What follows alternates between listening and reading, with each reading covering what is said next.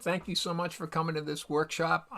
It was anywhere between joyous and intimidating to see how many great parody writers are part of this workshop. And who knows what will happen before the workshop is over.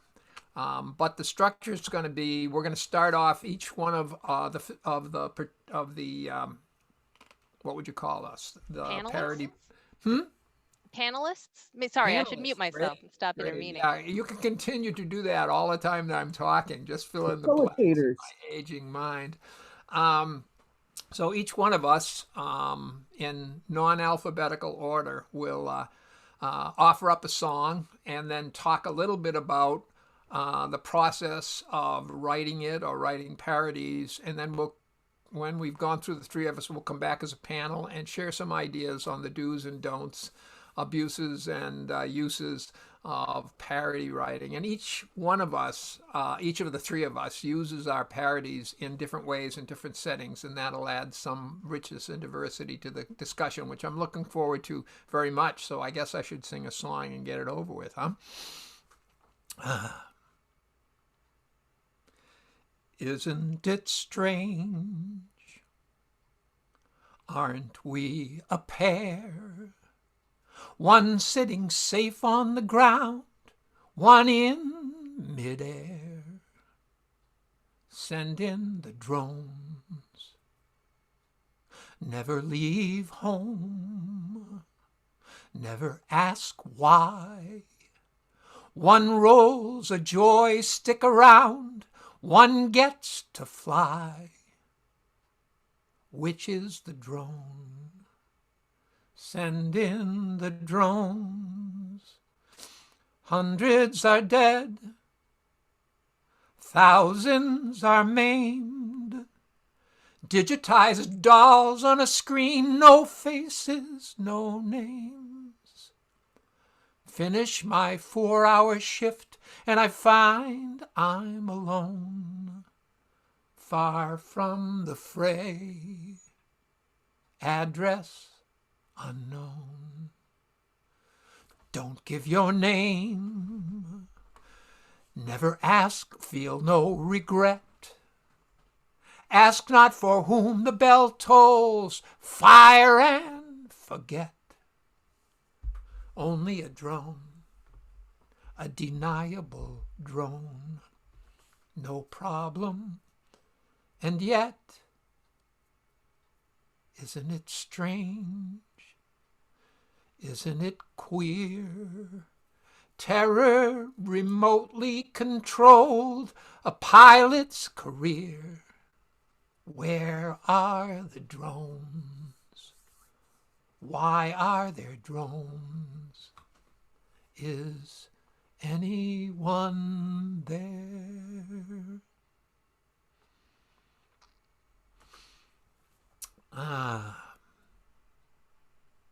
So I'm looking at myself on half the screen. On the other half of the screen, I'm looking at a lyric sheet. And it's got two columns on it. And the first column was written by Stephen Sondheim, and I hope he's not watching. And the second column by me. And it reflects a little bit of how I work on a parody. I think for me, oftentimes the seed of a parody is a hook line, is a catch line, is one line that sort of links their song with mine. I felt like Send in the Clowns was a recognizable song, and those are getting harder to find, at least across broad audiences. And so the leap from Send in the Clowns to Send in the Drones was a pretty easy one. And it has that, what I consider to be a good quality of it takes you down a road where you actually think the original is being sung, and then it pulls the carpet out from under you at one point when on the final line of the first stanza it goes from Send in the Clowns to Send in the Drones. I think of the process for me as sort of shadowing the original. And we can get into the nuts and bolts at the panel discussion. But I will say that for me, as a concert performer, I want to write a parody that I'll be happy to sing night after night. If somebody calls me up and says, "Can you come to the picket line tomorrow morning?" I'm not going to exercise that kind of care on a parody. But when you pick a song that's as well written as many of the songs we'll be parodying today, I feel like it's very important to take the time and take the care. You research what it is you're writing about, you pay close attention to the song, and for me, I either line them up side by side or I put them on a lyric sheet with spaces in between the lines, and I write my parody between the lines. So I guess you could say there's an interlinear approach. And for you theologians out there, there is a synoptic approach. We have them side by side. But either way, that's usually how I approach the topic. And I think what I would like to do is hear Al Bradbury, who is one of my favorite songwriters. I sing her songs all the time, and she's going to share some of her songs and secrets. Al, you want to take it? You're muted. Thank you, Charlie, for that very generous introduction.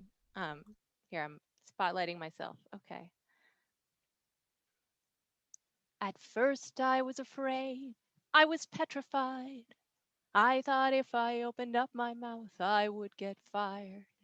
But I spent so many nights thinking how you done me wrong, and I grew strong and brought my coworkers along, and now you're back with hat in hand.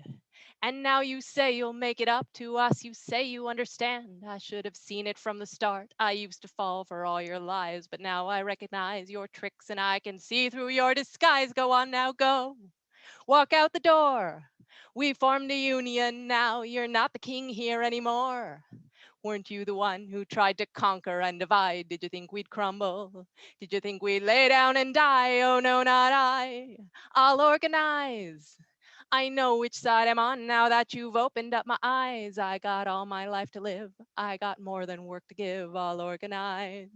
I'll organize. Hey, hey. It took all the strength we had not to fall apart. And I'll confess I had my doubts we'd make it at the start, but I put in so many hours in union meetings at the hall, made all those calls. So now I hold my head up tall and you see me, somebody new. I'm not that timid employee who's still afraid of you. And now you can't believe your eyes. Well, just what did you expect? Now we're saving all our labor till we're treated with respect. Go on now, go. Walk out the door. We formed a union now. You're not the king here anymore. Weren't you the one who tried to conquer and divide? Did you think we'd crumble?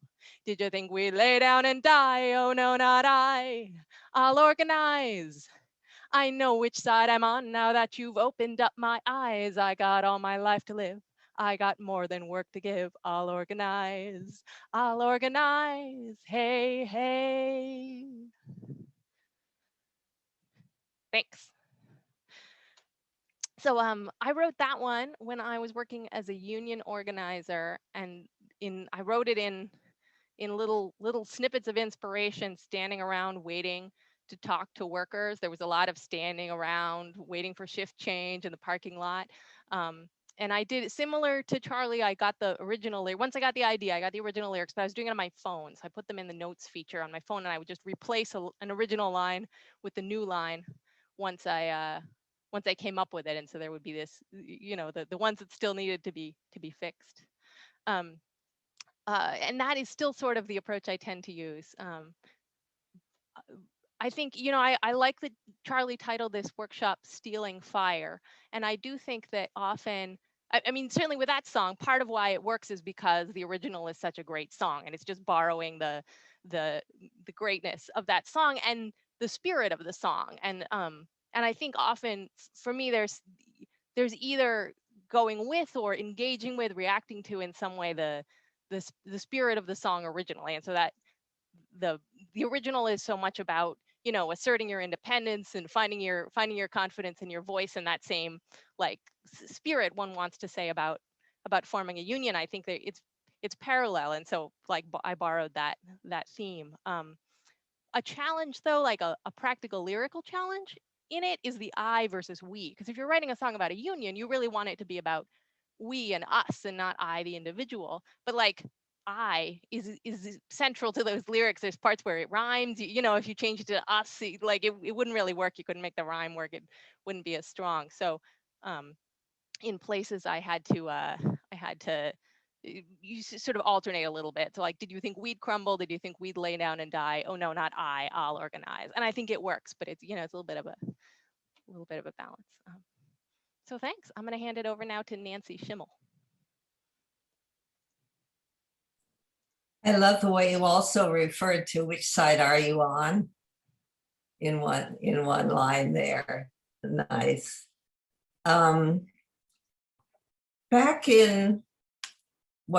when Dick Cheney was vice president, I read somewhere that Halliburton, the company that he was associated with, had 42 overseas tax shelters. And I wanted to write a song about that.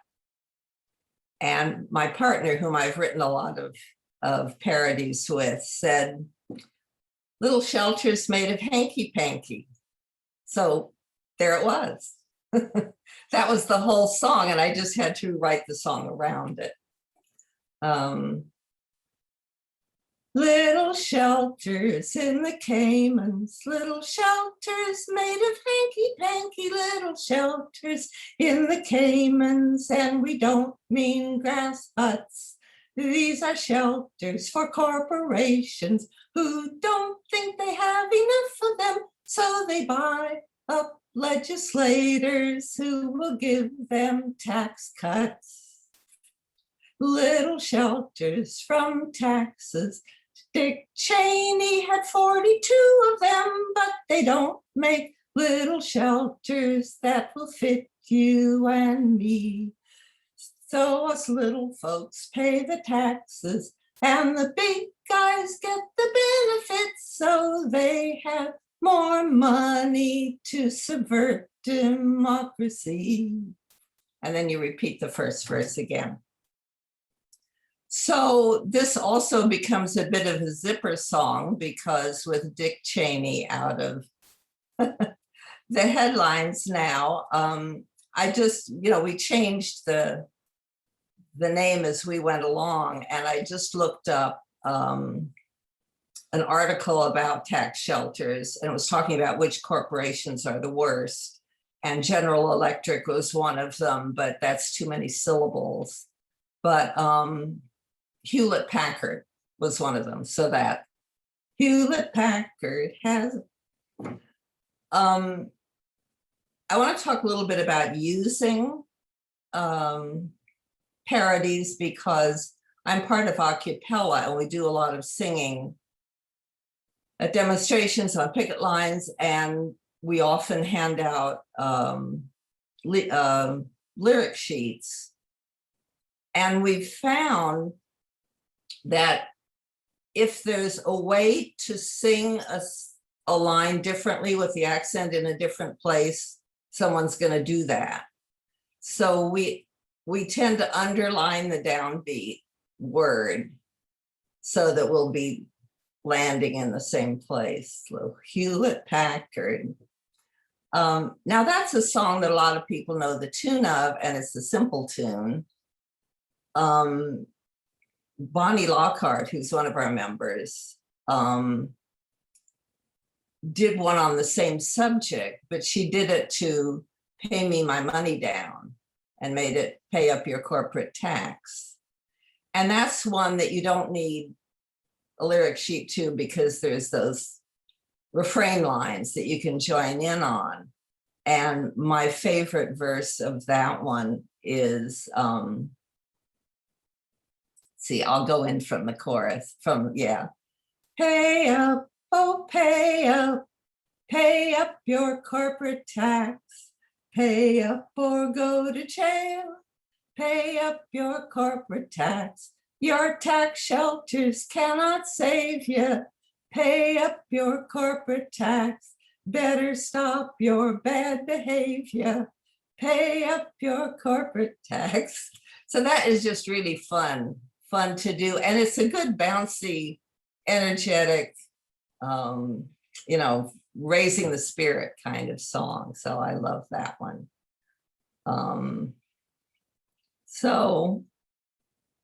I think that's what I have to say, you know, finding that hook line that makes you write that song and makes you know that that's the right tune to use is important. I'm glad I have a partner who's good at thinking up which song to use, and she's also a good editor.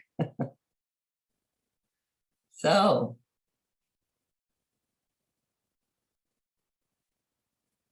pass it on. I do want to say that Occupella, which has tons of parodies, has a website, occupella.com.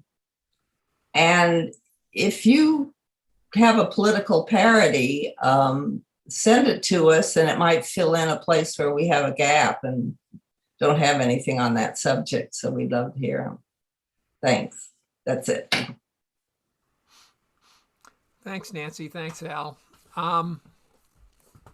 Maybe, I don't know if this is the best place to start, but I was just thinking that we each have different purposes in when we put together a parody. You know, I'm thinking about where it would fit in a set and a night of music. Nancy, I think you're thinking of bringing it out onto the streets. And Al, you're thinking about using it in your union organizing work. Do you think that generates a different kind of song depending on our purpose?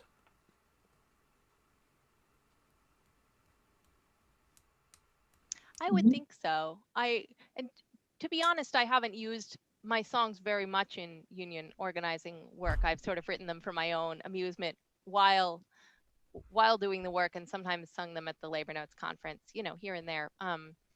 But I think that if I were writing a song for other people to sing, I would want to make it much simpler, or you know, or have to deal with the kind of thing that Nancy is mentioning. How do you get everybody to stress the syllable at the same time?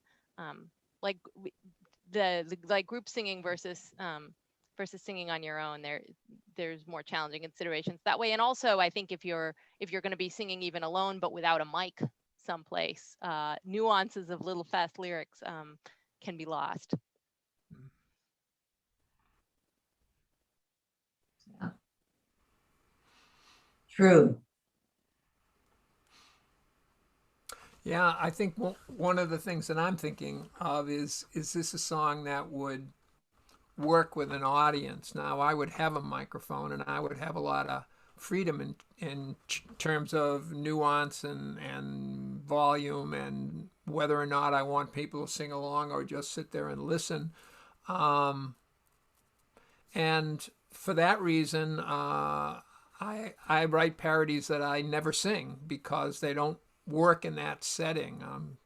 Actually, lately I've been obsessing about the undying power of Dawn the Undead, who seems to be able to capture a party that I grew up in, the Republican Party, with people like Ed Brooke and Leverett Saltonstall and people some integrity, you know. And so it drives me crazy to see this happening. My brothers are all Republicans, you know, and I'm thinking, like, I just found out 25% of Republicans believe in the QAnon philosophy. It's the largest it's the fastest growing religion in the United States. And so I wrote a song for Donald Trump called called "Drive a Stake Through His Heart and Set Me Free," and it's to the tune of "Take These Chains from My Heart and Set Me Free" by Hank Williams, and immortalized by Ray Charles. Well, why would I want that? This was in my mind when I talked about the abuse of parodies. First of all, why would I want to take a song that Ray Charles sung so well and like turn it into this, you know, zombie jamboree? And and also, why would I want to do that in front of an audience whose, you know, political viewpoints or ability to stomach vitriol? Why would I want to do that? So yeah, most of my parodies I never end up singing. I write them, I send them to Ted. What do you think, Ted? Or to other people. Um, so that has a lot to do with what I write and what I actually use. Hmm. Any other comments on how the utilization of what you write affects how you write? Well, Charlie, you said you don't always sing what you write, which means writing is still important. Uh, this is what we do. This is how you get to express yourself for yourself. So let's not forget that part of it too. Hmm. Thanks, Joel. And when you start out, you never know whether it's going to be the right thing or not. You just do it and see if it works. When I wrote, I think the favorite parody that I've written for Occupella is to the Do Ron Ron, and it's Occupy Pie. And I wrote, I think, 5 or 6 verses. And somehow the thing didn't hang together. They were all good verses, but they didn't make a thing. When I pared it down to 3, it did.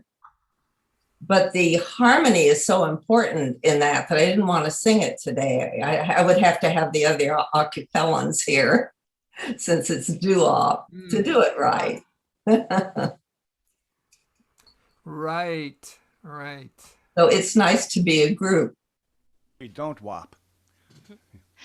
There's also the question of the audience and if they know the song. I think some parodies can work even if people don't know the song, but often the fun of it is in recognizing it and recognizing how it's been changed, and it can just fall flat. A few years ago, I remember, Charlie, at the Great Labor Arts Exchange, I was so excited to sing you this parody I had come up with, that just because I thought it was so clever, because it remains so close to the original lyrics. This is Hall & Oates song Private Eyes, and I had made it privatize, and the chorus is almost unchanged. You just sort of pronounce the words differently. But Charlie didn't know the original song and just sort of looked blankly on it as I sang it. It didn't work at all. I just felt it was nice for you to be singing to an old person such as myself who doesn't know the same songs that you do. I was like, this song was written before I was born. You must know it. You must know all the songs of your era. I feel accused. I've had the experience, Al, of going into classrooms, collegiate classrooms, and singing one of my favorite parodies, which is Bob Blue's I Did It Their Way.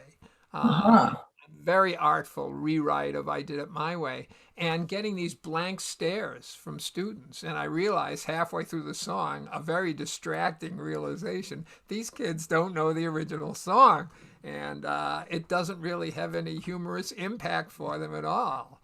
It's sort of like doing a really good Millard Fillmore impersonation, right? I mean, it might be spot on, but it's not going to mean anything to anybody.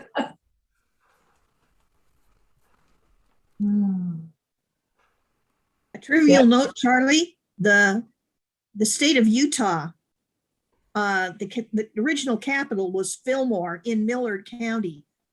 Just by coincidence, he was president when they were trying to get the state into statehood.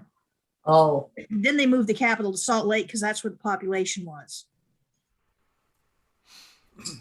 I'm glad you brought up Utah, Karen. Could I make a couple of observations? They killed one of the greatest parody writers ever written. Right. Joe Hill. And I'm trying to think, who wrote Dump the Bosses? Was it Brill? Who's got Dump the Bosses Off Your Back? It wasn't Utah Phillips? No. Before he was born, I think it was written. Anyhow, that's a real model for me because I sort of imagine, the Wobblies would do these out on the sidewalk, as you would, Nancy, and sometimes we're told they would send out a Salvation Army brass band to drown out the street speakers, and so they started writing songs to church hymns so that the band becomes sort of an accompaniment.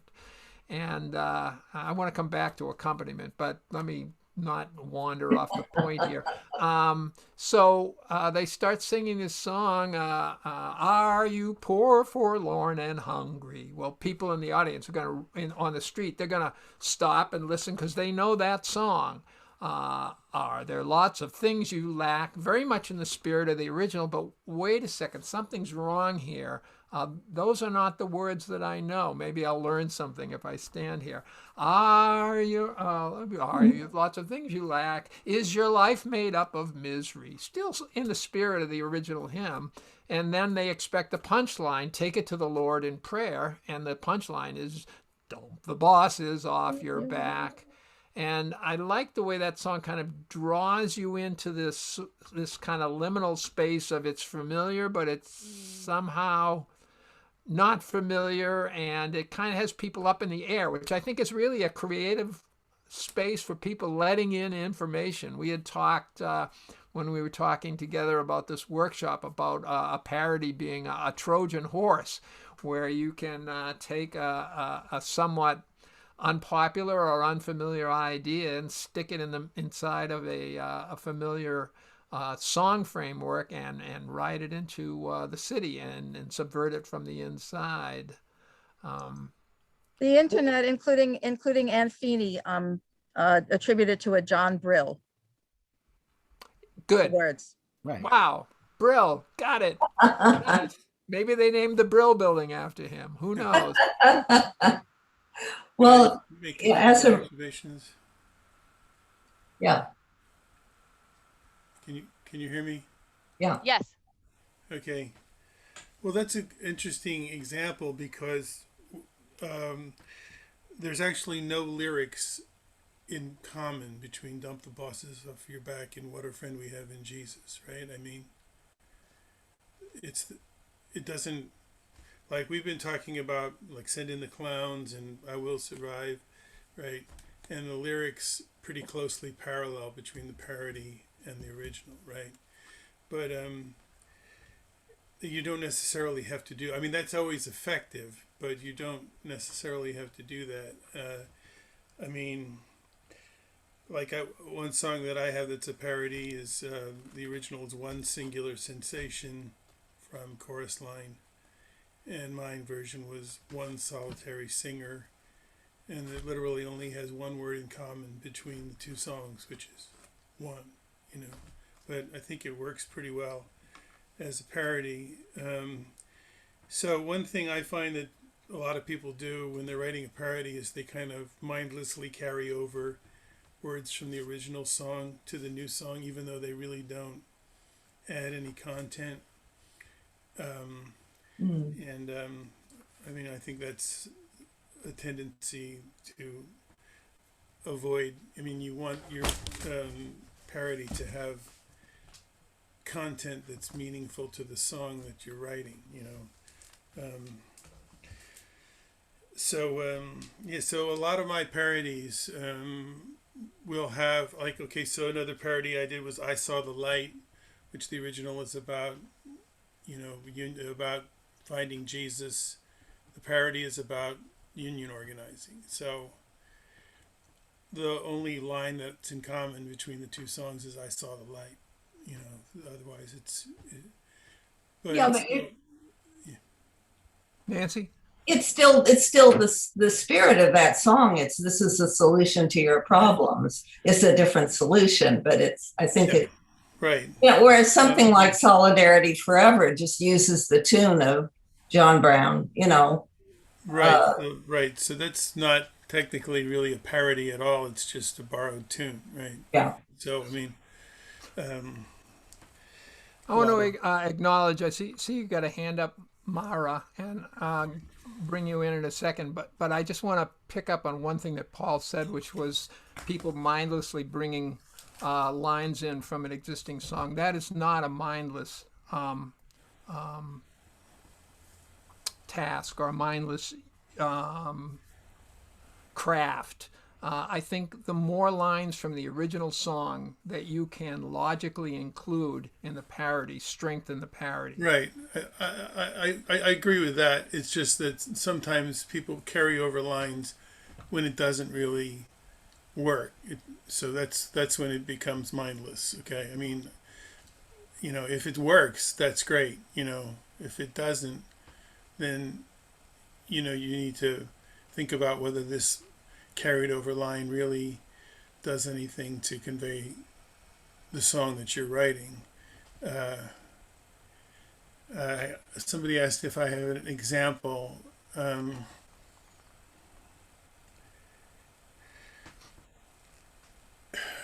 Okay, so just one thing that comes to mind. I wrote a parody for Trump, "I'm a Loser," okay? Based on the Beatles song, "I'm a Loser," okay? And the person who, I got the idea from somebody else, but their version that they suggested, where they were pitching the idea was, something like, "Of all the love I have won or have lost, there is one love I should never have crossed," which is the original, and just taking that and sort of changing one or two words, even though it didn't really work, right? So I just see that people do that often, which is they think that they have to sort of, the first thing that comes to their mind when they're writing is just the original lyric, and it may or may not actually contribute to making an effective song. So when I took that and I wrote a different line there, because the line that my friend had suggested didn't really say anything particularly meaningful towards the subject, and I just see people doing that quite often when they're writing parodies. Is they sort of carry over the original without really thinking about whether that adds to content. And I find that you can have an effective, it's great when it works to have the close parallel. I wrote one song called "Cap the Knife," which was about Caspar Weinberger, and I used Mac the Knife. And I literally was phonetically replicating the original song all the way through, which was an interesting exercise. But literally, like, every line was phonetically replicating the original, which was quite an interesting exercise. But a lot of my songs that I've written have just, a couple points of connection between with the original, and it still works fine. So, I think that's something to be aware of, that you don't have to necessarily mirror the original song. I agree with you, Paul. I have sometimes just jettisoned a verse because I can't think of anything interesting to do with it, and I don't want to take up people's time listening to a verse that I don't think is interesting just because it parallels the original song. And there's also times when it could be too, like, trying to keep close can make it harder to understand, and it's better to change the words a little more so that it's clearer what you're saying. Like in "All Organized," there's a part where the original lyrics are, "I spent so many nights just feeling sorry for myself. I used to cry, but now I hold my head up high." And when I was trying to keep as close as possible, I think I had it as, "I spent so many nights on the phone down at the hall. I used to call. So now which is hold my head up tall," which is close, but it's a little bit confusing. What hall? Used to call? What do you mean? So I ended up making it a little bit farther, but I put in so many hours in union meetings at the hall, made all those calls. So now I hold my head up tall. It's a little farther from the song, but it's also more understandable, which I think is a plus. I have a question. Is it possible to use the same tune too many times? Originally I took "Stand By Me" and made "Stand By Meese" about Ed Meese. Then it became "A Smile on TV," which was about Ollie North and testifying. And then it became "By Any Means" about Mitch McConnell. How often is too much with the same tune? Just throwing it out there. Well, I think it. Well, first of all, I want to acknowledge that there are people who have their hands up, and so we're going to give them a chance. But in answering your question, Joel, and I don't know what Nancy and Al think about it. It really depends on what you're doing with the song. You know, if I would think for Occupella, it would be a great advantage to have like 6 versions of the same song if you're going to be going out day after day on the street. We actually do. We have a song about pipelines, and we keep changing it as the particular pipeline, you know, and make it different. So yeah, we do that. And I find that when I've written a bunch of words and I'm looking for a tune, 9 times out of 10, my words fit to Wabash Cannonball. I don't know why, but there it is. That's how my mind works. Did you have something to add, Al, before we take a couple of hands? I don't think so. Go ahead, take the hands. So Mara, you've had your hand up for a while. Hi, Mara. Sorry. So yes, I had a question, but now I'm also linking it to something was said, which is what's the difference between using an existing tune to totally different words and a parody? So it was question number 1. But the thing I was really going to ask about is have any of you had experience of people being offended by sort of what you did to their song? And I've been on both sides of that. So Saul Weber, who many of you know, wrote tons and tons of parodies. And now there's some of the songs that I originally loved that I can't listen to. So he wrote Havana Shira, which is a beautiful Hebrew song, and he turned it into love to eat the mousies, mousies that I love to eat. Bite their little heads off, nibble on their tiny feet. Anyway, so now every time I hear Havana Shira, I'm like, anyway, so it's like I'm imbued with dead mousies. So it sort of kind of troubles me, but I'm sure, so that's one question. And from the other side of it, many of you knew that Mayer and I both wrote a lot of parodies together. But he and I wrote one called "Oh, Give Me a School," which was a version of "Home on the Range." Oh, give me it was a sort of a sappy song about what schools could be and everybody loving and fair and willing to share. And anyway, it used the original song in some ways really closely. And a woman came up to me and told me that I had desecrated the state song of Kansas. And I didn't even know that "Home on the Range" was the state song of Kansas, which made me a little scared when I keynoted in Kansas to sing that song. But I sort of said to them, I don't mean any offense to the great state of Kansas. And then they all came up to me and said, we're not offended, it's fine. But so the question is, are there things that are so sacred you shouldn't mess with them? And have any of you ever gotten feed like you've just ruined, the hymn that I was baptized to, whatever, has there been any of that kind of feedback? Thank you. Al, Nancy? I've had some experiences like that. I know Faith Petrick used to run the folk process on Sing Out magazine, and I would send parodies to her. And I wrote a parody to the tune of "Last Night I Had the Strangest Dream," and she wrote back and she said, "I won't print that." She said, "I talked to help me out here, not Oscar Brand, Ed McCurdy. Ed McCurdy, thanks, Ted." So Faith said, I spoke to him and he said that song, he felt that song was a gift from God and that the lyrics and the melody should not be messed with. I wrote a song called "I Don't Want to Be an Engineer," which I have never sung. I wrote it about a particular person and I sent it to that person as a kind of birthday gift. But there are songs that, if you write a song that's worse than the original, then maybe that's not a very good idea. I wouldn't want to write a song to lift every voice and sing, that would be a good song to parody. Whereas people have parodied the Star Spangled Banner. Well, it was a parody to begin with. It was an old English drinking song, and the tune was taken and new words put to it. Okay, well, that raises that issue of what's a parody and what's just repurposing a melody. But yes, yeah. It also So it would maybe be depends. okay to write a parody of a song if it was already a parody. Is that's the point there? Might also depend on who is the group that might be offended and how do you feel about that? I'm sure that the Wobblies offended some devout churchgoers with their hymn parodies, but Yeah. didn't mind. I bet you're right there. Adele? Yeah, so there's, I guess, a few thoughts. I'm part of the Raging Grannies, and Right. our whole thing is that we use familiar tunes.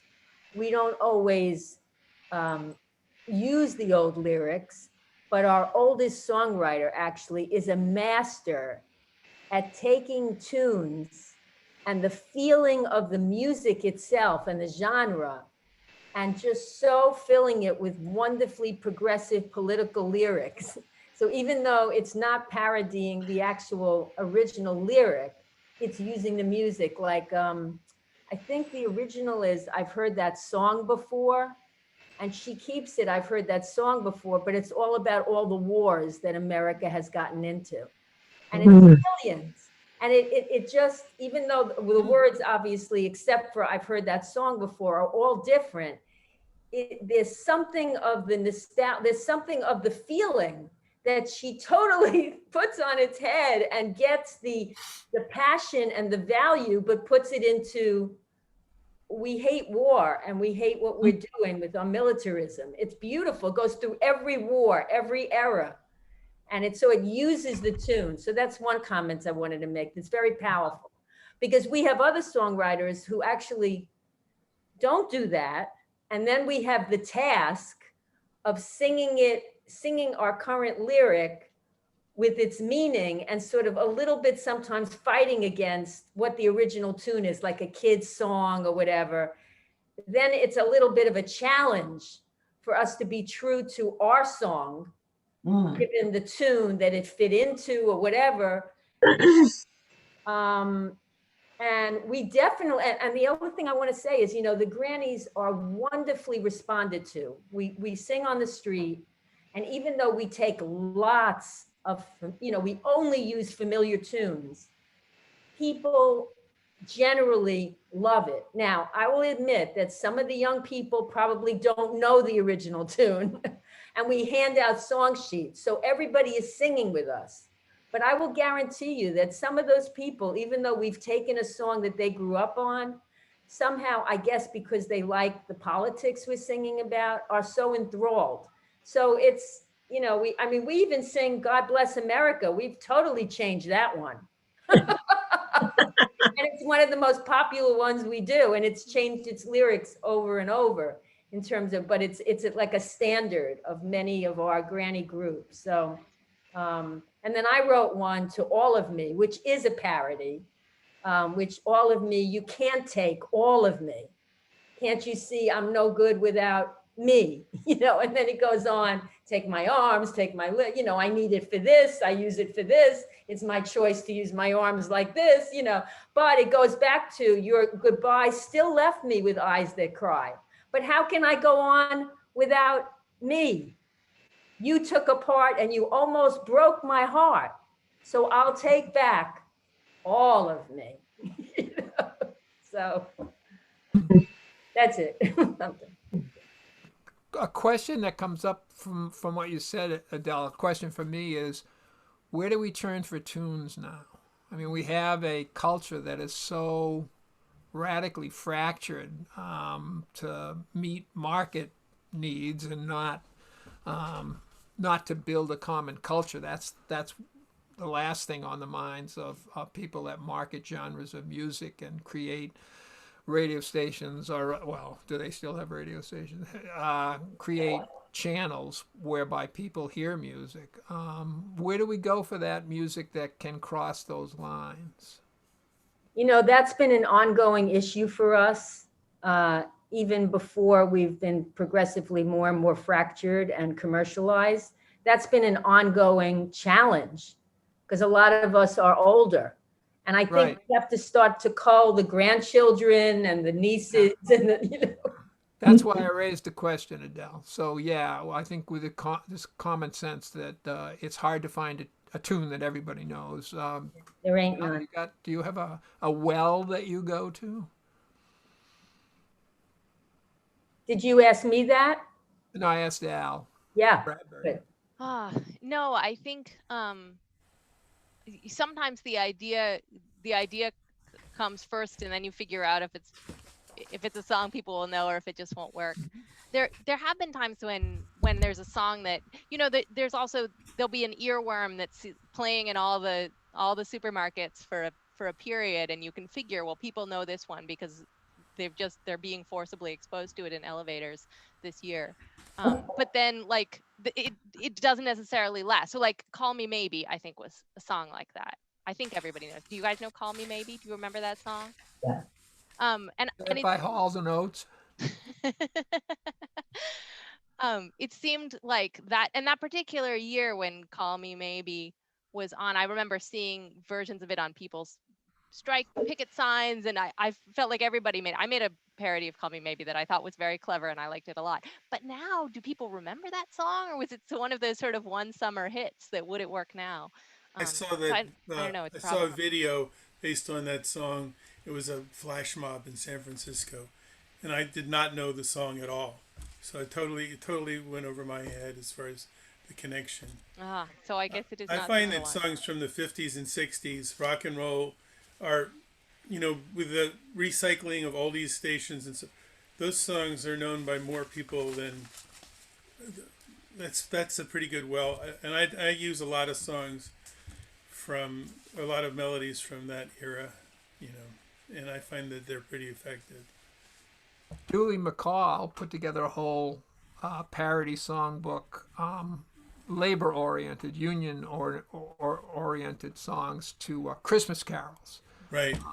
And those are pretty broadly known. Yeah, Christmas carols are great, especially if you're doing an action around Christmas time, like, you know, which seems to come up pretty often. And I mean, I've got like a whole batch of Christmas carols that I rewrite, you know, sort of on a constant. I constantly rewrite them for the particular action. Were you going to say something, Nancy? Oh, we do that too. We have a whole Christmas section with, you know, make sure those presents are union made and that kind of thing. Yeah.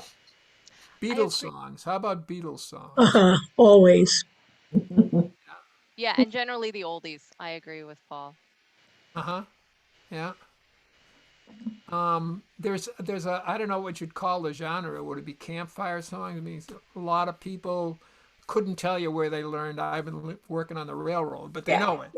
Even though it's like an extremely difficult song to learn.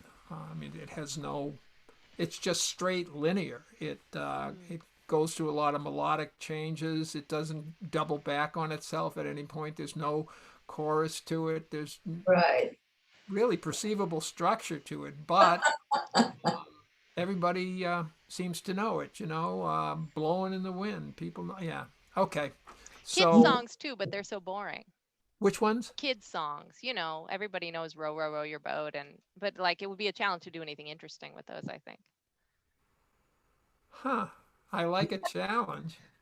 Amy, you've had your hand up for a long time. Do you have a parody to row, row, row your boat? Me? Yeah. No. What was your question or your comment? Well, I have written parodies in the past, although not in many years now. My question is, have your songs or parodies had any impact on your brother's politics? You know the story about the guy who complained to God that he never won the lottery, and God finally comes down and says, well, could you buy a ticket? Yeah. How am I going to expose my brothers to my songs? I don't know. I give them my CDs for Christmas, and I'm sure that they end up with the fruitcakes.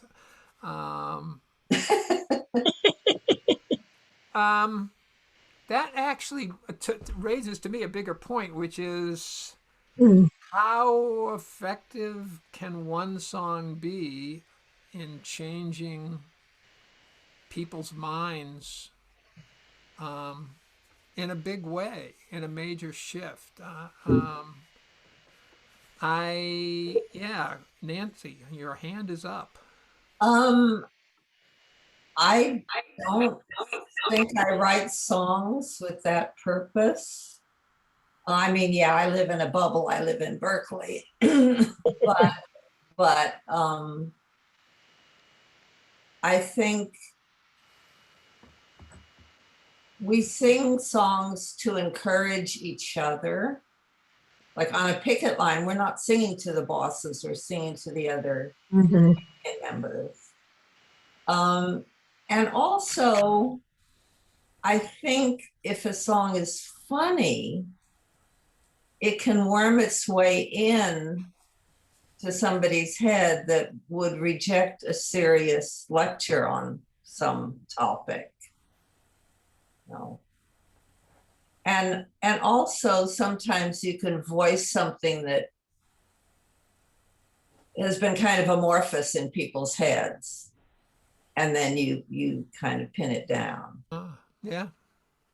You know, my mother said she likes to write songs about things that people already know, but they don't know they know them. Mm. And I think maybe we do some of that. Or it gives us a vocabulary, an approach to talk to people. I see Paul Kaplan, Joe Landry, Diane Lansing. Al, did you have something to add to that before we? Yeah, I mean, changing someone's mind seems like too tall in order to ask of a song. But I do think that a song can make you hear a fact or an idea in a way that more effectively than a speech could sometimes. Like I think of your song, this is not a parody, but your song 1 and 6, Charlie, that makes you think about and like grapple with that fact in a way that, you know, it might forget it more if it was in a speech heard among many speeches. Or like the Ewan McCall song, Legal Illegal has a part in there about to picket effectively, that is a crime. And I just, you know, it's because it's catchily said, I remember, and it sticks in my head, and some labor news comes up and it's like, oh yes, well, to picket effectively, that is a crime, you know. Yeah. So I think a news bite can or a sound, an idea can catch hold in your brain because of a song. The 1 and 6 song was inspired by a Flanders and Swan song from the CND, the Committee for Nuclear Disarmament, written probably 60 years ago, called 20 tons of 20 TNT. tons of TNT. Thanks. Ted, you're like Froggy the Gremlin on my shoulder. You're actually sitting right over my head in my picture. And I first sang 1 and 6 to the tune of 20 tons of TNT.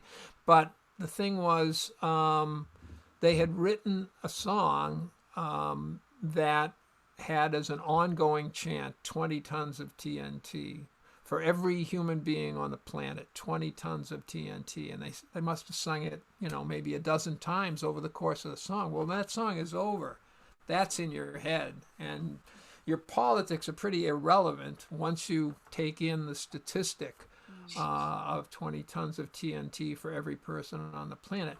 That was back when, you know, people accepted facts and statistics as opposed to, you know, deciding if I don't believe that already, it's a lie, it's fake news. But Paul Kaplan. Yeah. Can you hear me? Oh, okay. Yes. So I've been listening. I have a few things, if you don't mind humoring me, so to speak, for a couple of thoughts. One is just on this last point, I think preaching to the choir is great, and just if it gives people more strength and more commitment, then the song has accomplished something.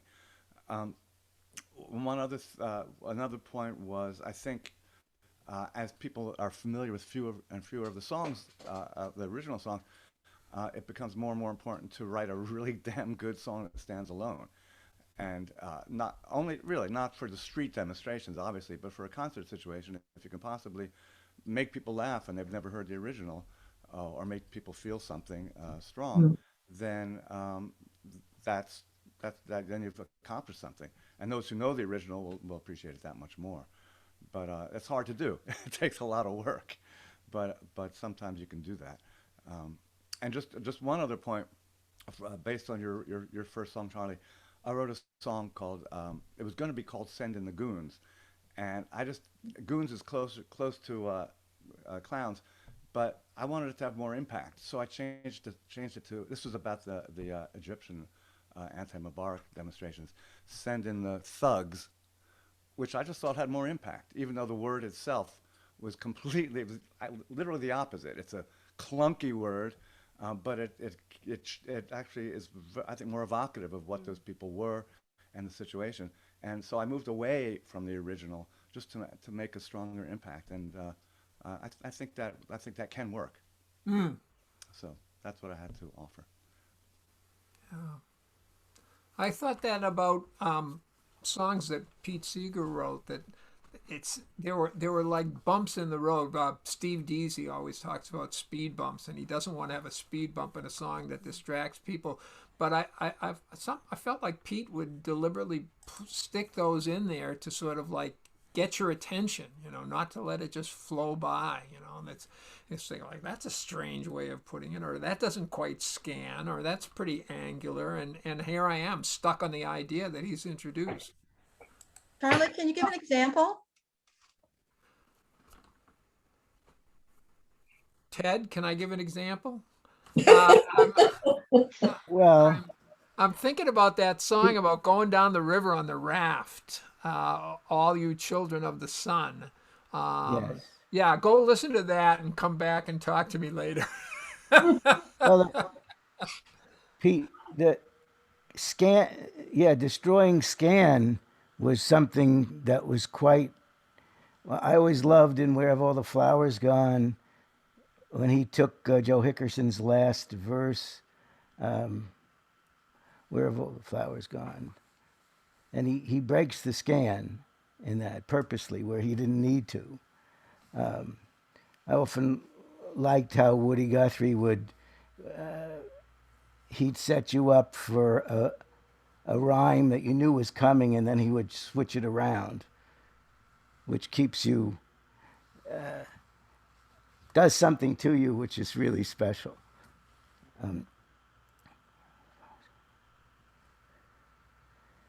Covered with flowers, everyone. Yeah. Isn't that? Yeah, he didn't need to say covered with in Where Have All the Flowers Gone, I think. Anyway, I'm here to listen. Well, I'd give you a C. Joe Landy. Yeah, I was just going to mention, you said, I don't really think it's possible to change people's minds as much as get into their minds. And it's amazing what you can get away with if you're smiling when you're singing. So and people remember smiling. So getting into their heads is the first step. And if it settles there, and if they have some other incident that reinforces what you're saying, maybe then we're onto something. Mm-hmm. Diane, are you on topic here? Yeah.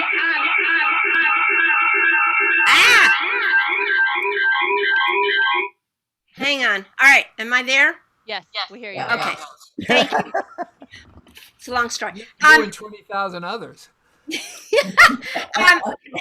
in some way, even though I didn't know it was going to happen, Paul introduced this idea and I put it in the chat, but I really would love the panelists to respond to it. And that is, I have always wondered if Bob Blue's The Eensy Weensy Spider is a parody of the Mary Ellen Carter song, since it has the same message and feels so very much like a song fully on its own. Your thoughts?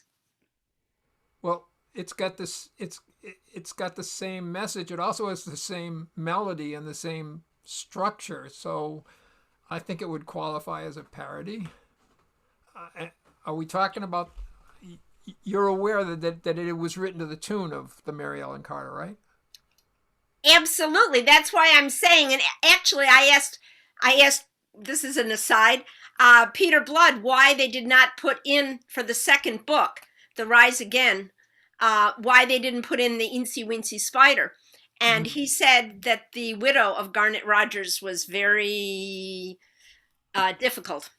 And so that's why it didn't get in, because I feel that that song, I think And Mary Ellen Rogers. Carter is a very powerful song, but I think the Eensy Weensy Spider, even without having taken the whole structure, but on its own, I think it's very, very powerful. So I've always wondered specifically for that song, because it doesn't counter anything. It just says the same thing in another way and in a powerful way also.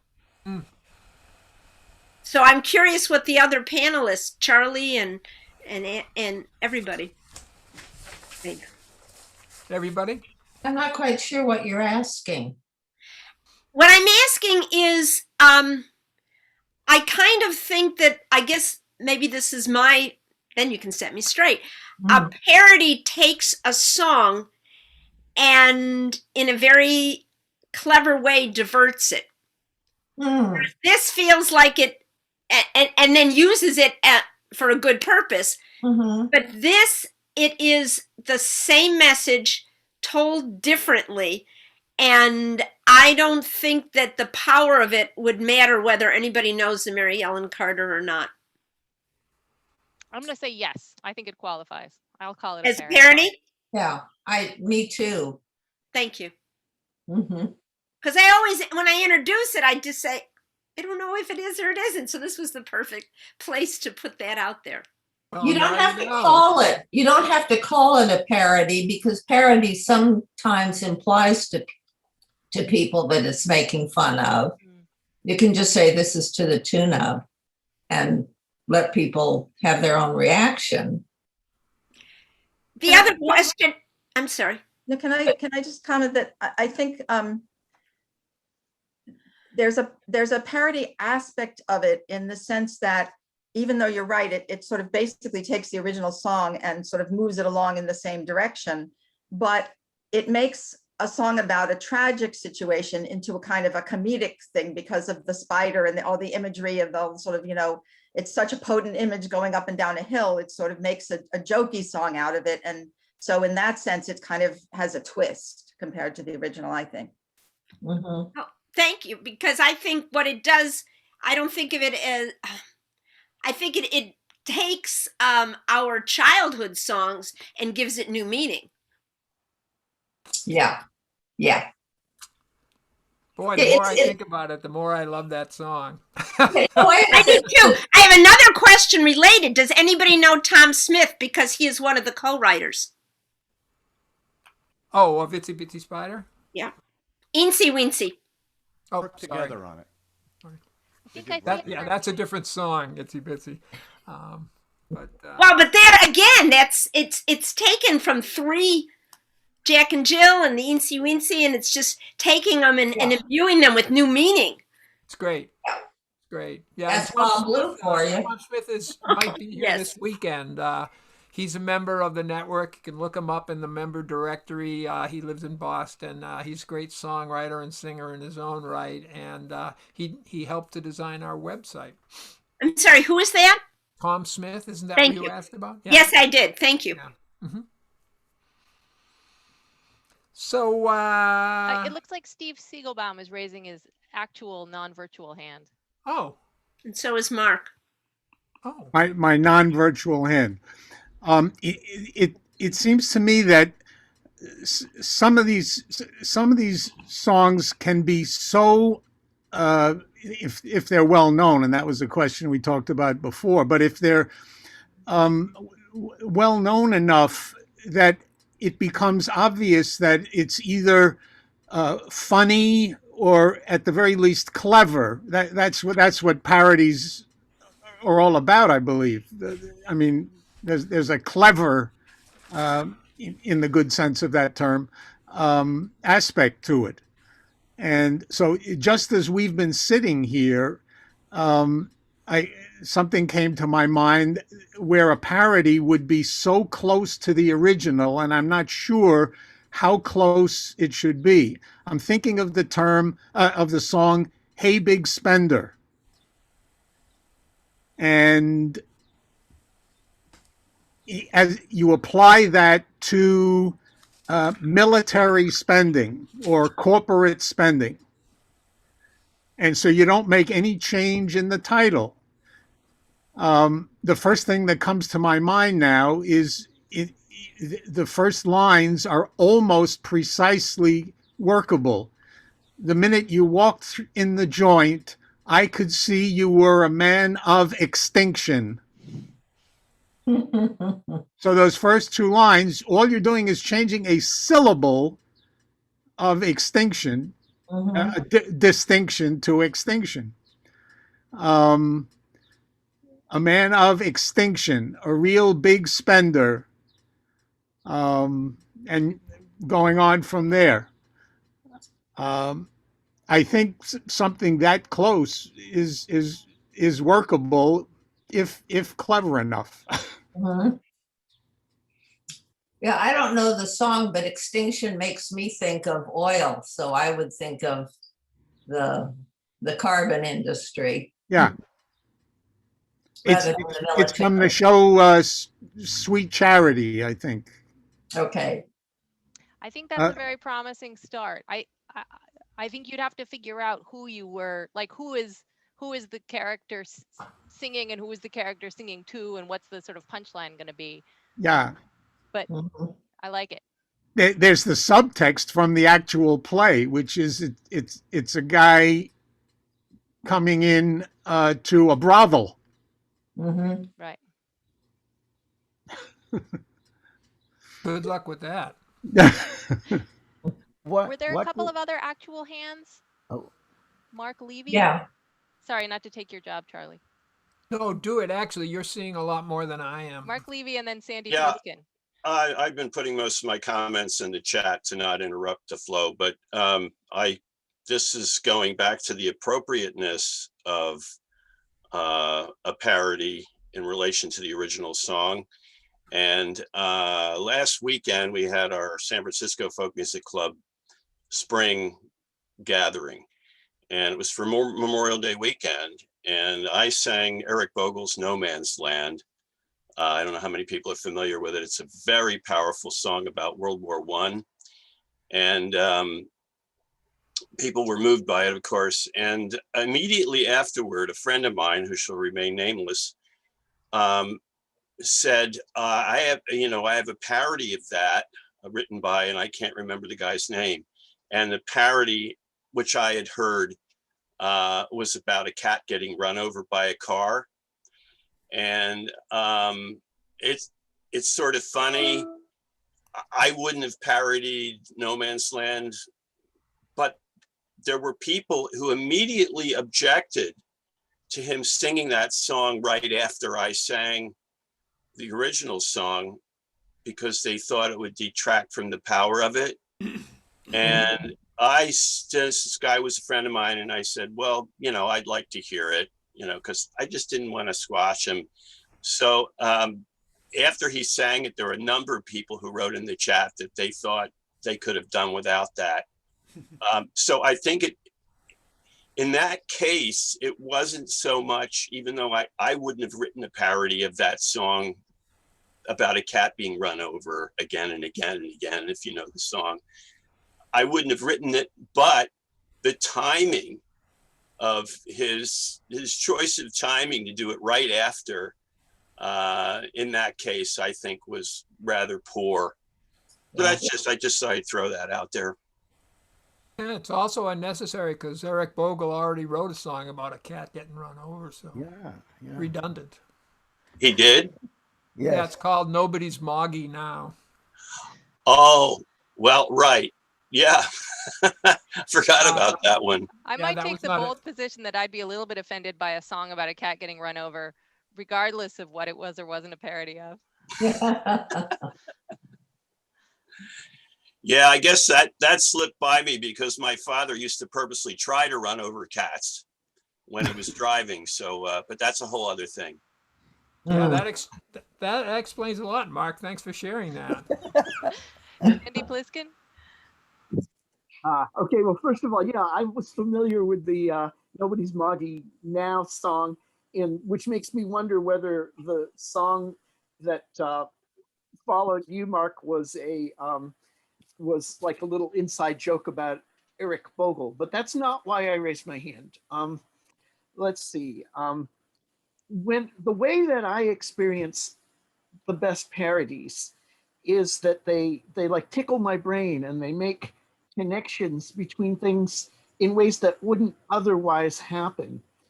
So I am wondering, this is one of my points, I'm wondering whether either there's any research about whether that actually changes the way people think. And I think of Joanne and Mara as people who might know some of the research about that. But if not, like, can we influence any of the younger people who do research to maybe start looking into that? Okay, so that's point number one. Let's see, point number two. I think it's fine to write things where not everybody gets all the jokes. And if most of us here probably remember, the Bullwinkle cartoons, and they would make little kids laugh, but they would also amuse adults at a different level. So I think that is fine. And actually that's probably part of that same brain tickling thing that I'm talking about. Let's see if there's anything else I wanted to say. No, I think that's what I had to say. I think one of the reasons Eric Bogle wrote songs like Nobody's Moggy Now was that he had a show of unrelentingly tragic ballads of great power and craft, and you just can't do that all night. So he would sing No Man's Land, and then he would sing Nobody's Moggy Now to lighten it up.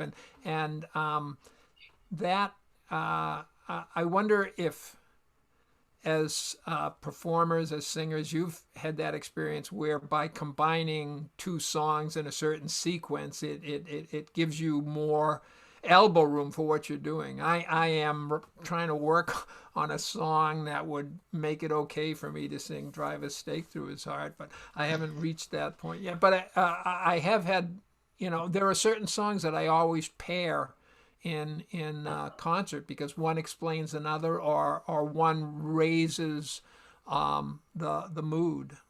You're nodding, Al. Oh, I was just nodding sympathetically, like, yes, that makes sense. I agree. I guess the rare occasions when I've given a concert with a whole set, I try to intersperse the funny and serious ones. I agree. On the flip side, in college, I was in a political a cappella group called Acronym, and we did a whole set once. We got like 3 or 4 songs in the the a cappella lineup with all the other non-political a cappella groups, and all of our songs were about a living wage because that was the campaign that was going on campus. So we had like 3 or 4 living wage songs. I think most of them were parodies. But I could just see the audience groaning, like, oh, another living wage, like, don't they sing about anything else? So that was a lesson to me. If you were at a living wage rally, it might be fine to do 3 living wage songs in a row, but in a concert, it didn't work so well. Yeah.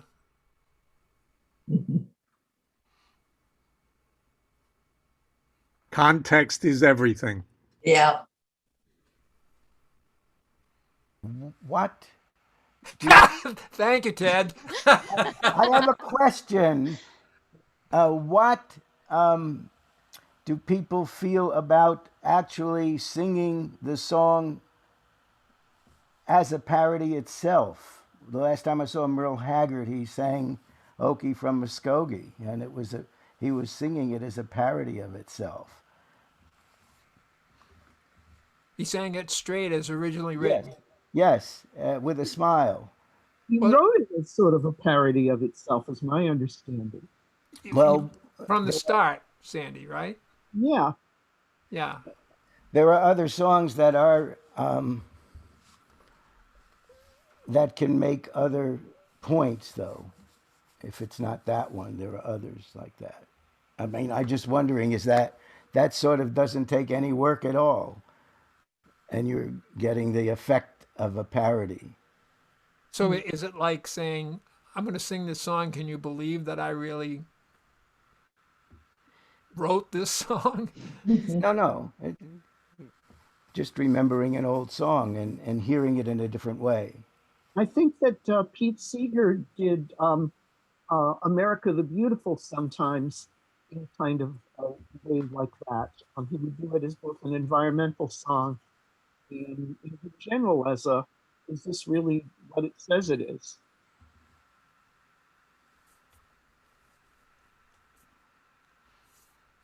America the Beautiful is really easy to parody. All you have to do is sing sisterhood instead of brotherhood. Mhm. And Yeah. am I good with sisterhood? I recently did a version of America the Beautiful, which was started out as America the Horrible, and so it goes through, you know, slavery and Indian genocide and Hiroshima and all this other stuff. And what I ended up doing was recasting it where I alternate verses between America the Beautiful in a major key and then the America the Horrible in a minor key version of the same thing. So it's kind of an interesting take on America the Beautiful. So goes back and forth between the original and the new lyrics. It's sort of conceived as a choral number, but that was sort of an interesting take on that. I'm yet to see where it's going to go, but. Mm.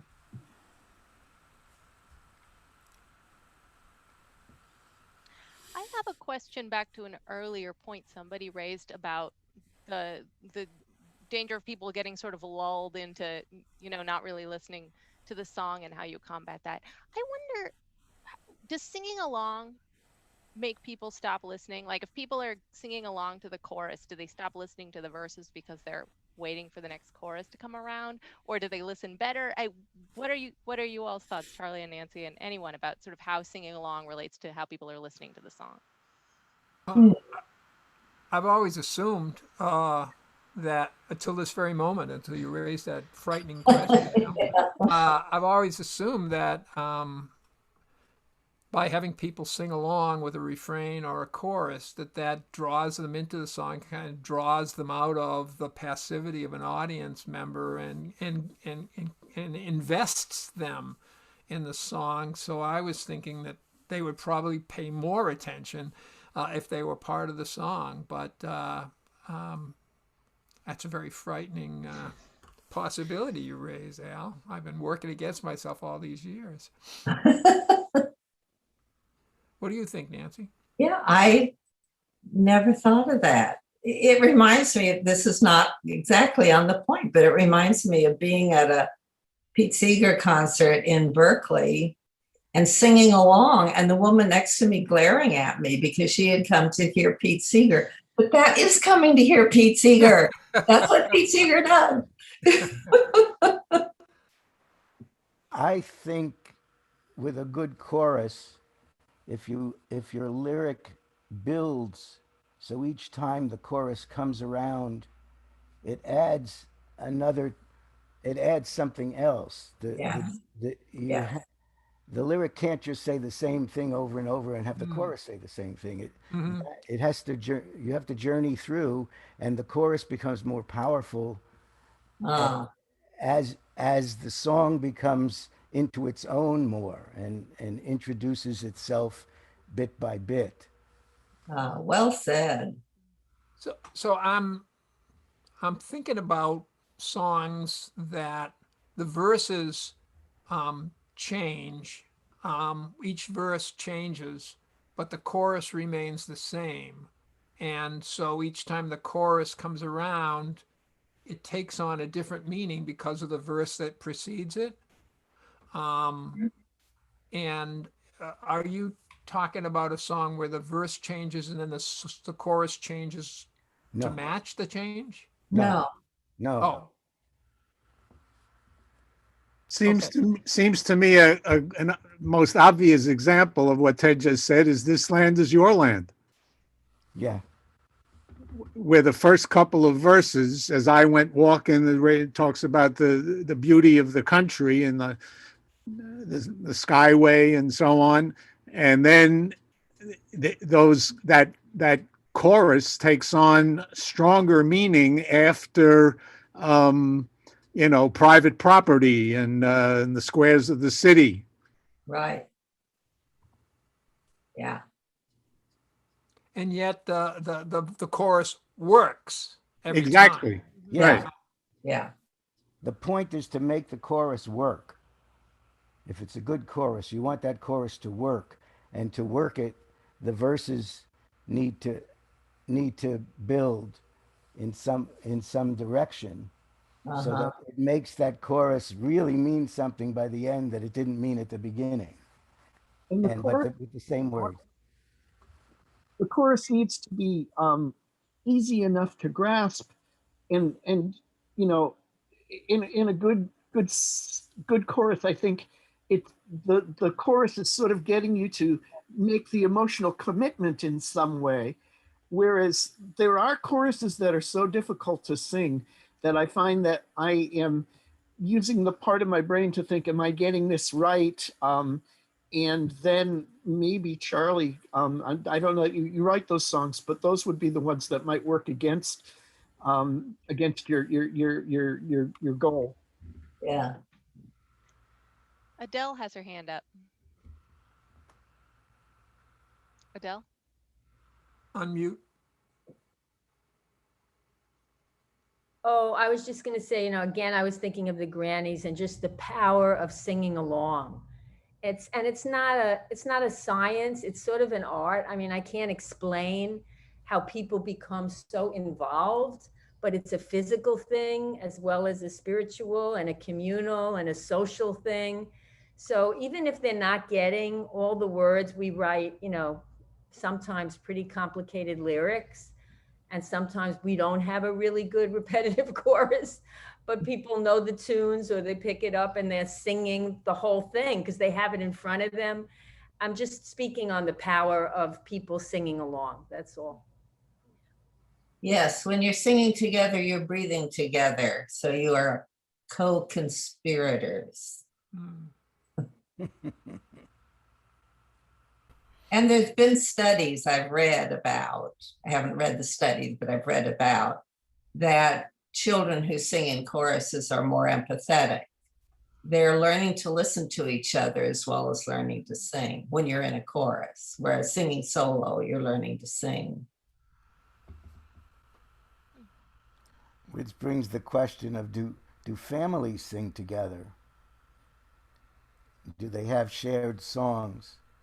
And keeping those going, and where does that go? And besides just communities who have their own songs, unions or churches, again, the question of what melody not only is known, but what memories and what context it carries with it, so that it has an emotional power. Yeah. Do either of you? Oh, I'm sorry. Were you going to say something, Nancy? No. Do either of you find yourself in a situation where this is a great melody? I've got a great idea for a parody, but I don't know if this thing will work without some pretty elaborate instrumentation. And what do you do then? I let Hallie do the instrumentation. Oh, yeah. That's the nice thing about being in a group. Yeah, I get to tour with Rick Burkhardt, He could play anything on anything by ear. Yeah. Well, I definitely have that problem because I'm not much of an instrumentalist and many songs are hard to do without. Occasionally my husband has played guitar with me. He's much better guitarist.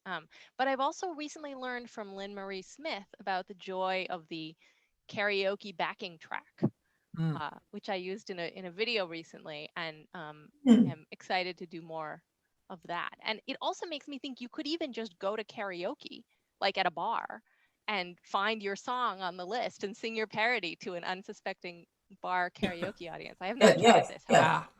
Actually, I've done that, but it was back in the day when it was in the key of the original song, which was not necessarily my key. Now I think you can adjust that. It's Yeah, got- there are websites where you can choose the key and download the track. Yeah. Yeah. Oh. Who knew? But I of did course, a you couldn't use parody that of, on a picket line without a sound system. You know, it doesn't entirely solve the problem. Sorry to Yeah. cut off whoever was speaking there. Yeah, I did a parody of Won't Get Fooled Again by The Who, which was Won't Get Rolled Again about the Supreme Court, situation last year. And it sort of demanded to be written, but the instrumentation, that's one of those songs that's like totally grounded in the, instrumentation. So I actually got the rhythm, I got the instrumental track of Won't Get Fooled Again off the internet, and I was able to meld them together. So a lot of the times, like there's a song that it doesn't really work without a lot of instrumentation, so you have to kind of keep that in mind.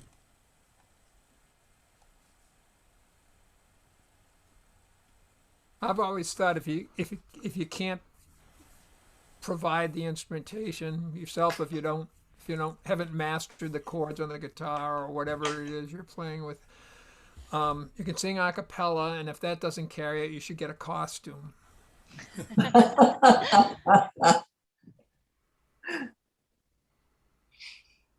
Have you tried the costume? You probably don't have to because of your skill on the guitar. No, I when I sing Bob Blues song, I did it their way, which George Fulgeniti Shakar, who came up in the memorial section this morning, plays beautifully on the piano. So if you're traveling with George, no problem. But when I sing it, I don't play it on the guitar, and so I sing it a cappella, and I put on I dress up like I have an outfit that sort of transmogrifies from college student to college professor, which is the narrative.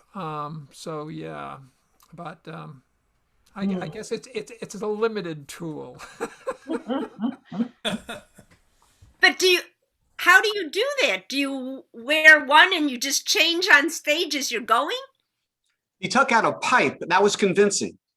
Yeah, and I had a spectacles in one pocket. I buttoned my coat and stuck out my stomach for I'm a full professor. There are little things you can do. If I were an actor, I could do a lot more. But so you just visually started from a college student when you started the song to progressing to a college professor by the end of the song.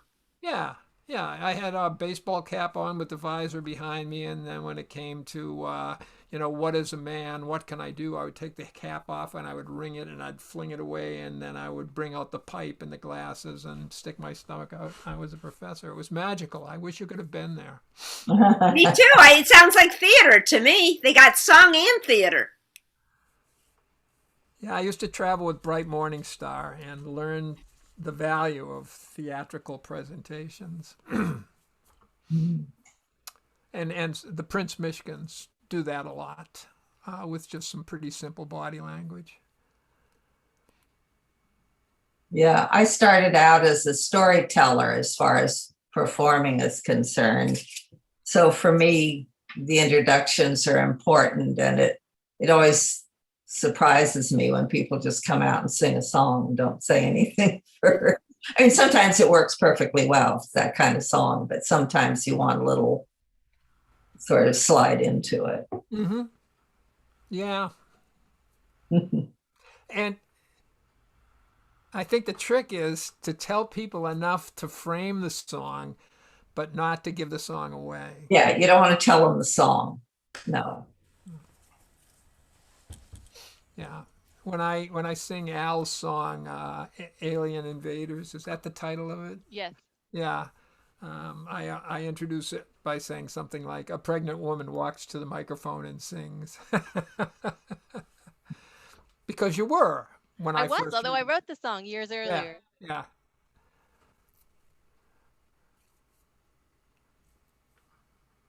That was a real commitment to the song, Alexandra, to get pregnant in order to make it come across more powerfully. If only I'd heard Charlie's tip about costumes before that. Give yourself a lot of trouble. You could have used a costume, right?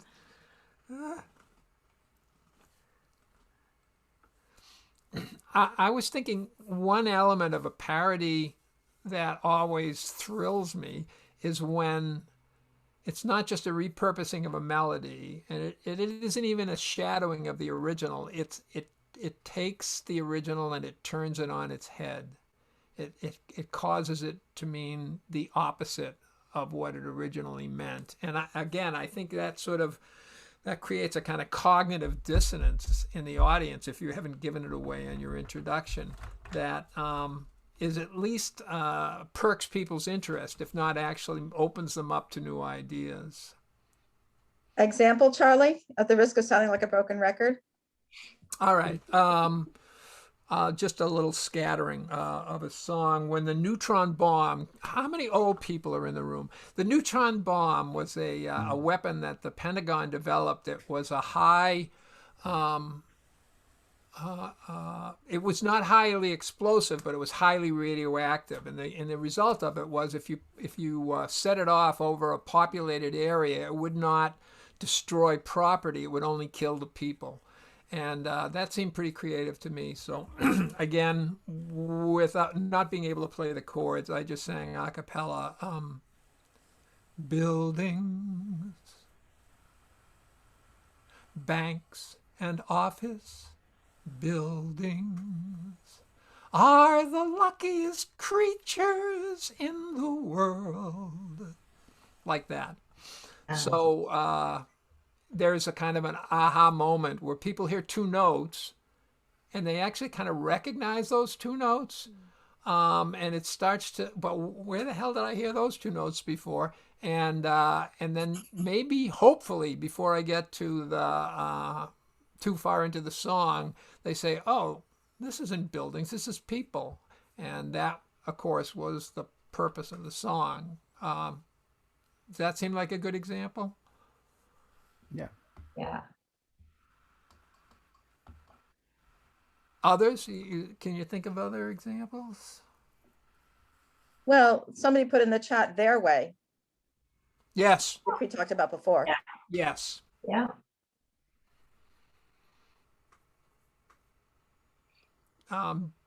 I can see John Berger's had his hand up. Joel Landy has his hand up. John?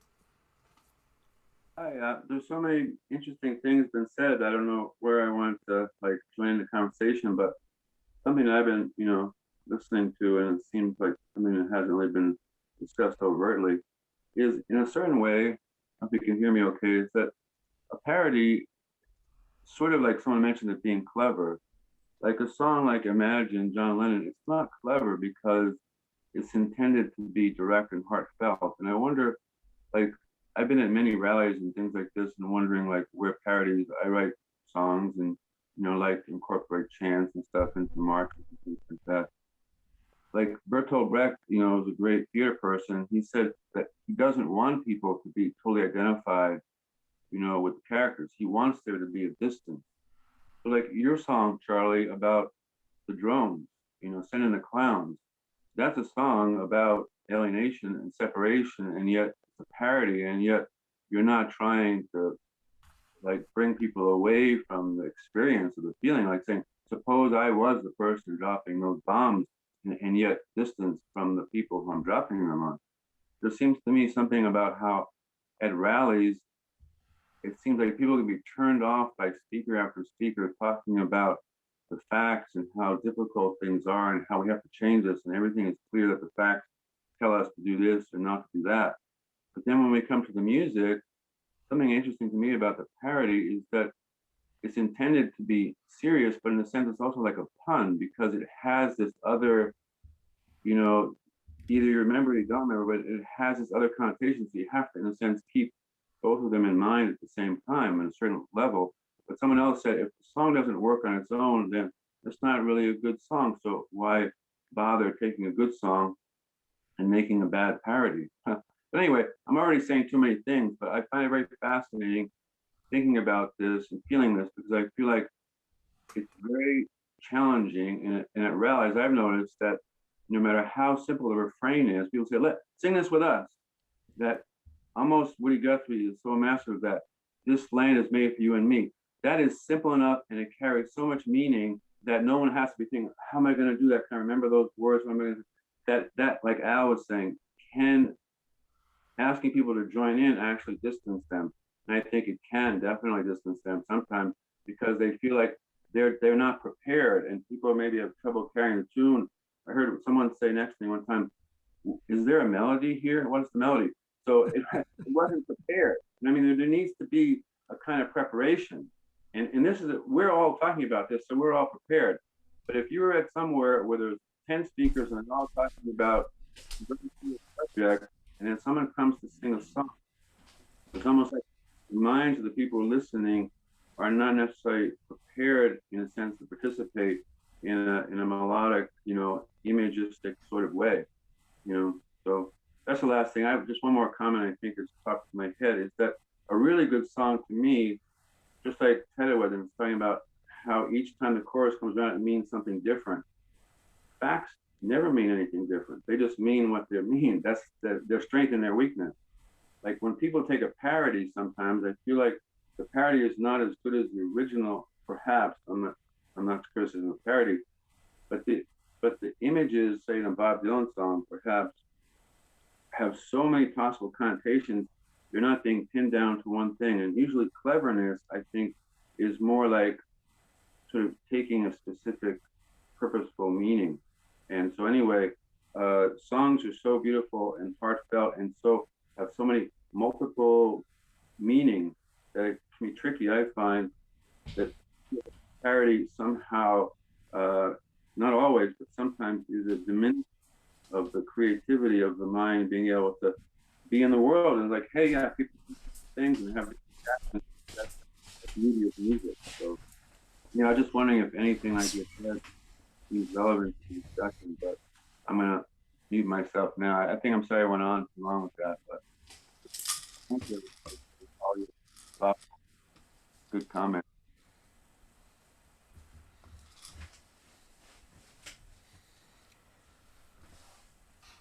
Well, I think one of the purposes of songs at a rally is to let people use a different part of their mind from the one they're using when they're listening to speeches as a break. And so sometimes just a very straightforward song is what you want.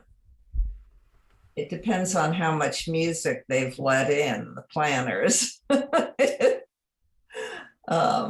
If the whole burden of being music is you get one song, which happens, then yes, it should be something that will just be heartfelt and simple and gather people. If you have more wiggle room because you have several songs, you can do some that are entertaining as well as some that serve that purpose of the change of mood, of how you think, what part of your brain is working. I think one of the things that a parody that has a real strong message or a point to make, one of the things it does, if it's done to a familiar tune, is it sort of puts the two sides of your brain in conversation with one another. Mm-hmm.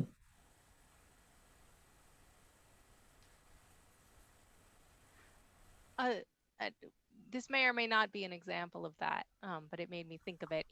I have a song, Wouldn't It Be Nice, the Beach Boys song, but mine is about single-payer healthcare. Wouldn't it be nice if we had healthcare that we didn't have to pay to use it?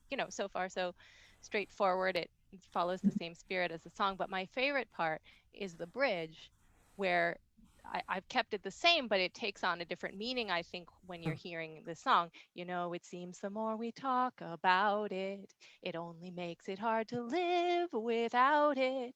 So let's talk about it. And I like that because people already know that line. They know what's coming, and you have that sort of dawning, like, oh, it's going to mean something different, when the song is about this. Nice. Yeah. I think that's a perfect example. Love that. And it's a good thing you came up with a perfect example because we're coming towards the end of our time. Is there anything that must be said?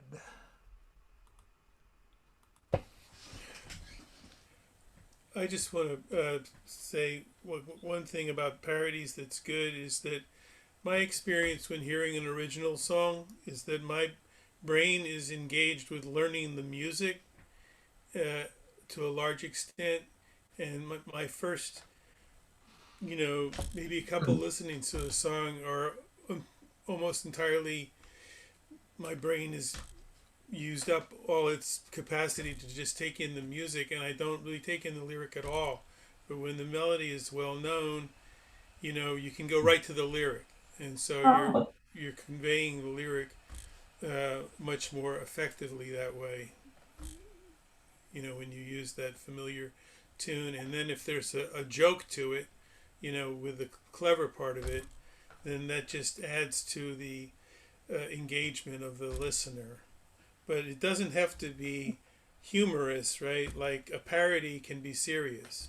I've got a song called "A Tale of Deepest Sorrow" that's to the tune of "A Man of Constant Sorrow," which is a very grim song, but it's technically a parody because it's a takeoff on "A Man of Constant Sorrow," but it's not humorous, and I wouldn't call it clever so much as just. Thank you for that insight about being able to relax the music part and listen to the lyric part, because I hadn't thought of that. Well, it's definitely my experience. Reggie Harris asked Pete Kennedy, when you're in a studio situation and adding an instrumental line, how do you change the emotion of your instrumentation in response to the lyrics? And Pete said, who listens to the lyrics? Right. Right.